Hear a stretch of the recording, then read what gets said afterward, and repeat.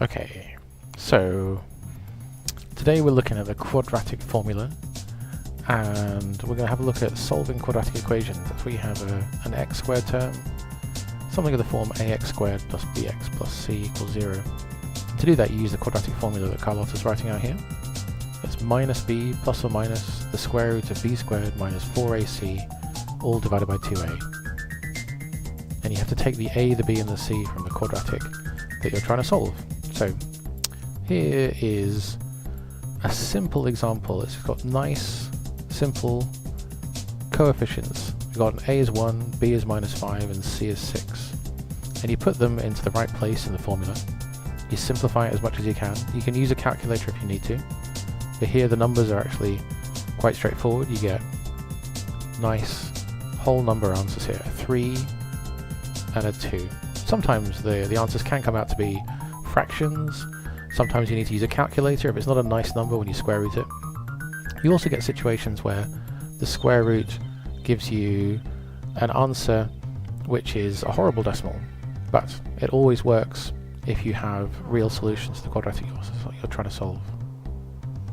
The next example is going to be a little bit trickier. This is going to involve larger numbers coming out of the square root.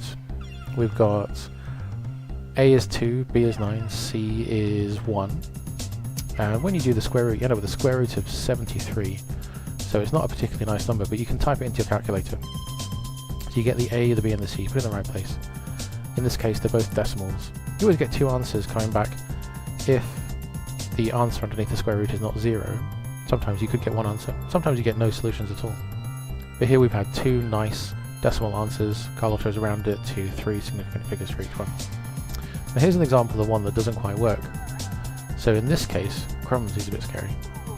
What we have is a is 4, b is 2, and c is 10. So when you do the square root of b squared minus 4ac, you end up with a large number being taken away, so you get a square root of minus, I think it's 156 you get here. And because you can't square root minus 156, you end up with no solutions to this equation. So we say that this particular quadratic has no real solutions. And that's demonstrated. Whenever you find that negative number underneath the square root, you get no real solutions coming back for that particular quadratic equation. If it was 0, you'd get one solution. If it was a whole number that's positive, you get two solutions coming back. So that's the impossible situation.